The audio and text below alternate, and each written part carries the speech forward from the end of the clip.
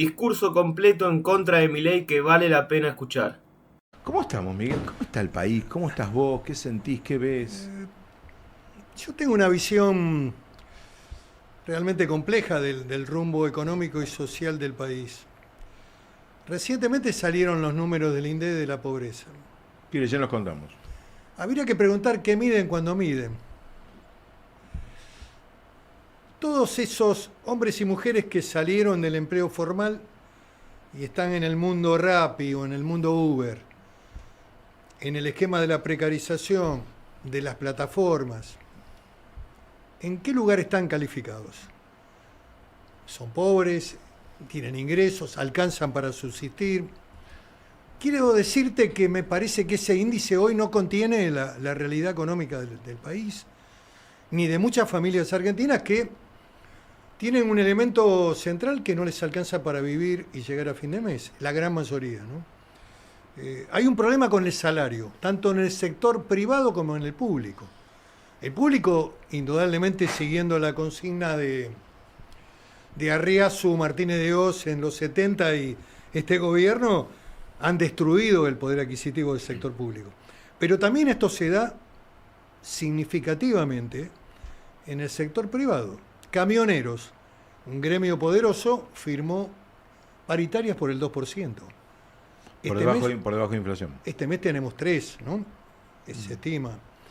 ¿Qué quiero decirte? Que hay una realidad donde la destrucción del salario forma parte de la política, la pérdida del empleo y el cierre de industria forma parte de esta política económica, en donde el gran futuro de la Argentina, productora de minerales, exportadora, petróleo, gas, que indudablemente es un dato interesante y relevante, no acompaña lo que pasa con el empleo urbano y con la pérdida de empleo en las grandes ciudades del país. La pregunta es, ¿a dónde va la gente cuando pierde el empleo? Bueno, me parece que esto es lo que está pasando. El otro día lo leí atentamente al señor Arriazu en Tucumán. Dio una charla con un título invitado, muy interesante, el título de la charla, ¿no? Sí, si no chocamos la calecita va a andar bien. Resulta que ahora hasta a la edad que tiene se pone humorista, pero él es el armador del plan de estabilización de Martínez de Oz. Y en realidad, que ibas a decir de este, sí, también. No, y de este también, porque Milei no tenía plan, o mejor dicho, tenía el plan de la dolarización, que era un plan no realista, que cuando asumió tuvo que preguntar a ver qué plan iban a poner en marcha. Y quemar el Banco Central. Bueno, esa era la consigna, que era una consigna interesante desde el punto de vista de lo disruptivo en la campaña, ¿no? Pero cuando tuvieron que empezar a gobernar, bueno, lo convocaron a Arriazu. En realidad, la ideología del plan es de Arriazu, implementada por Caputo, y con el Cron-Limpé, que era igual que la tablita en el 78. Ahora hay un sistema de bandas que a Arriazu mucho no le gusta, pero la filosofía, el espíritu que gira en este plan, muy duro de estabilización a través del ajuste feroz sobre jubilados, empleo público y trabajadores, es el mismo que puso en marcha la dictadura después del año y medio de inflación larga que tuvo Martínez de Oz. Ahí entra el plan de estabilización de... ¿Vos comparás el plan de Milei Caputo con el de Martínez de Oz? Totalmente, especialmente en el plan puesto en marcha a partir del 1 de enero del 78, que es el plan que diseña Adolfo Diz con un joven asesor que era Ricardo Arriazu. En el Banco Central. Adolfo Diz, presidente del Banco Central, Arriazu como nexo entre Martínez de Oz, ministro de Economía, y Diz, que era una figura relevante del plan económico de Martínez de Oz. Por eso hay que recordar acá, todos creen que Martínez de Oz era economista, era un abogado de empresa, y descansaba fuertemente en la visión del presidente del Banco Central, que era Diz, y en la visión de Arriazu, que lógicamente trata de borrar su pasado. Pero Tablita y Cron-Limpé, te diría que son un calco. Ajustes sobre el sector público, era la filosofía imperante. Achicamiento de la planta del sector público y apertura indiscriminada, sin China, por supuesto. Te podías salvar porque no estaba China. Hoy te liquida China. Ahora vamos a hablar del tema de China. Porque vos fuiste el que impuso el tema Luminagro. ¿Te imaginabas de Milei esto y esto es mejor, peor o lo que vos pensabas? ¿O es bueno? No, la última calificación de ninguna manera. Yo sé lo que no me gusta y lo que no quiero para el país. Y te diría que este gobierno no lo quiero, a partir del 27 no lo quiero. Por lo tanto, hay que hacer todos los esfuerzos para el armado de un Frente Nacional con una visión capitalista, productiva, un programa, política exterior coherente, que te permita gobernar la Argentina y volver al sentido común, a salir del odio, Fabián, el odio. El componente del odio expresado en la figura del presidente es muy peligroso para el país, porque el odio verbal te abre también el camino a la violencia de otra naturaleza, que no es la violencia verbal. Entonces, a mí me parece, y voy a rescatar como agnóstico, fíjate lo que te digo, que siempre tengo una visión crítica respecto a las instituciones de la Iglesia, pero quiero hacer un reconocimiento al documento de la Iglesia con relación a los 50 años del golpe.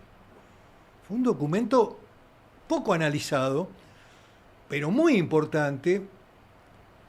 La Iglesia viene de 2 años y medio de no ser recibida la episcopal. La episcopal, antes del 24 de diciembre, Navidad, siempre pide audiencia con el presidente. Este presidente ha recibido distintos credos, entre ellos es el que profesa, que es... Es católico, el presidente es católico. Sí, pero bueno. No, es católico. Es católico, pero hace una exorbitancia de otra religión. Está todo bien. El presidente no es de otra religión. Está bien. Ha recibido protestantes, ha recibido rabinos. ¿Y por qué no recibe a la comunidad es una católica? pregunta que habría que hacerle a él. ¿Alguna explicación, doctor, alguna vez? García Cuerva ha sido crítico de la sensibilidad social de este gobierno. Yo lo que digo, nosotros venimos de haber estado años sin Te Deum en la catedral. Con el presidente y la presidenta yéndose a Tucumán o a cualquier lado, escapando a Bergoglio hasta que Bergoglio fue papa. Ahí cambió.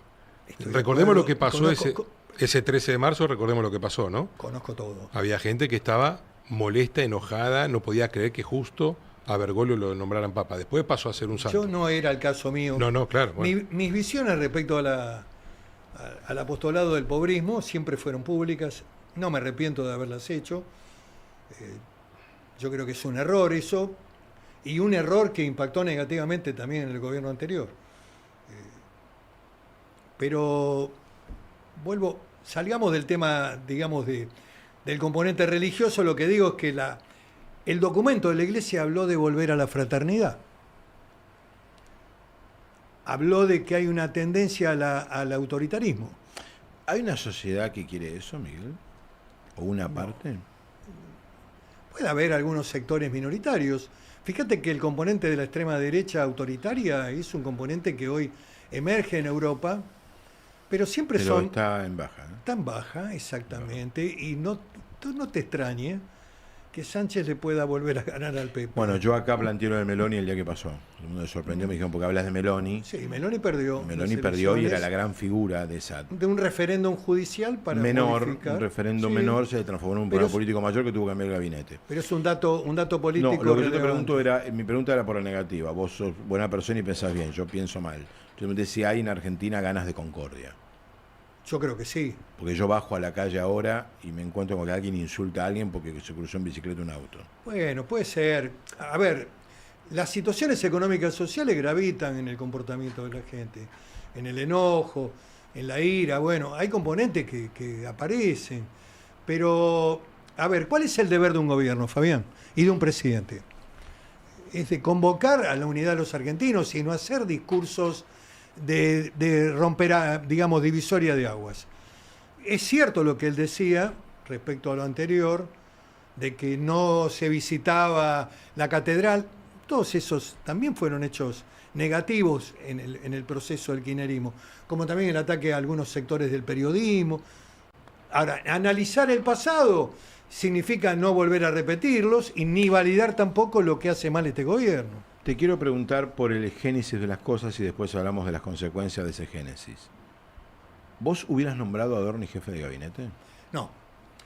¿Por qué no? Pero no porque yo creo que en ese cargo tiene... Estamos hablando de antes de que lo que sabemos de Adorni. Correcto. no estoy hablando... A mí no me gusta hacer política judicialista. Yo no voy a los programas a ver qué denuncia hago. Ni tampoco me levanto a la mañana como algunos en la Argentina y hacen una denuncia en Comodoro Pi leyendo el diario. Copy-paste haciendo el diario. Exactamente. Así que tengo una visión más bien política de las cosas. Yo no lo hubiera nombrado porque ser jefe de gabinete implica tener una experiencia y tener un alto nivel de profesionalismo en el ejercicio de la administración pública. Por lo tanto, Adorni, que venía del sector privado como un comunicador, no lo descalifico en esa tarea, no era la persona adecuada para cumplir con la carga y la responsabilidad de ser prácticamente el tercer hombre dentro de la línea de la administración. Sí, espero que lo es. Bueno, lo es. Yo me canso de contar acá la importancia del cargo. Sí, Más claro. yo planteé que no entiendo no por qué viajó su mujer, no entiendo por qué viajó él. Porque Bueno, cuando el presidente viaja, todo el jefe de gabinete tiene que quedar en el país, A ver, coincido, manejando el país. Fabián, pero es sentido común puro, coincido totalmente. Mucho más en función de tensiones, que son públicas, que no estamos inventando acá, entre el presidente y la vicepresidenta. Por lo tanto, el jefe de gabinete debe estar aquí a todo evento. No sé para qué fue a Estados Unidos. ¿No? Es una cosa... que son las irracionalidades que tiene el gobierno como política, como acción. Que un jefe de gabinete viaje al exterior, chicos, les miro, es como que un arquero en todos los corners vaya a buscar el centro. Es el jefe de la administración. No el que defiende. No, sí, el que sí, acá ataca. dice como si fuera el último minuto. Claro, como si el minuto Pero a uno los 10 partido minutos. fue 10 minutos. No, Claro. su función es otra en el equipo. Pero bueno, te sorprende, sí, te habrá sorprendido todo lo que se habla de la Sí, corrupción de Adorni. No, sí, no lo por esperabas. supuesto, porque también indica...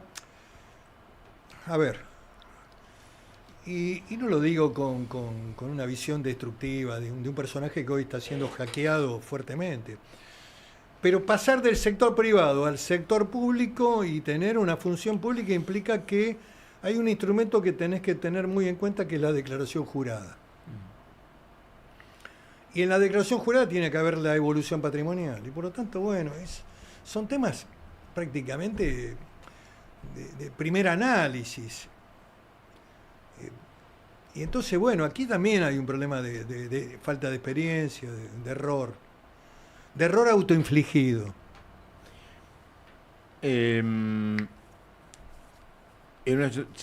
iba a preguntar si fueras Adorni, pero no sos Adorni. Además te voy a decir algo. Gobierno, sí. En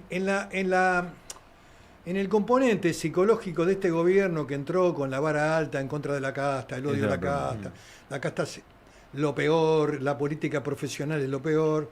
Bueno, pusieron una escala de valores, esto lo han dicho otros colegas tuyos y otros analistas políticos. Bueno, te tenés que hacer cargo. Ahora, Si te la vara muy alta, todos los demás eran corruptos. La construcción del discurso de Javier Milei en el Congreso el 1 de marzo me pareció un desatino total. Primero por la calificación a anteriores presidentes, en boca de un presidente, chorra, jefa de la banda. La calificación de que el valor moral era el componente de su gobierno, la moral. hay un libro que el presidente está terminando, que es La moral como política de Estado. Bueno, Es un boomerang. la moral implica un conjunto de actos que determine que vayan en línea y bueno, pues además te voy a decir otra cosa más. Milei no ganó con el discurso anticorrupción. Te diría que le importó muy poco en la campaña. No sé por qué ahora están con este tema. La verdad. Milei en la campaña, en determinado momento de su discurso, era más una variante peronista que una variante de derecha. En algunos momentos de su recorrido político previo a ser presidente. Después compran el discurso porque queda bien decirlo, pero bueno, el gobierno tiene episodios aislados de corrupción que se van sumando o hay una matriz corrupta. Como todos los gobiernos. Vos tenés una memoria histórica muy clara de la democracia. La dictadura no sabíamos los hechos que se producían, pero te cuento uno solamente. Se privatizaba todo y se estatizó la empresa de Martínez de Dios, que era la Ítalo. Los los secretarios de Finanzas son gente multimillonaria en la Argentina. Pero bueno, De todos los gobiernos. Sí, los empresarios en la Argentina también son parte del problema. No está solamente en la política, en el sector público el problema. Cuando cerraron el Banade, un montón de empresarios importantes de la Argentina nunca pagaron. En 1980, Cavallo estatizó la deuda privada de los empresarios. Si querés sumarte a la batalla cultural contra las nefastas ideas de Javier Milei, dale like, suscríbete y deja tu opinión en la caja de comentarios.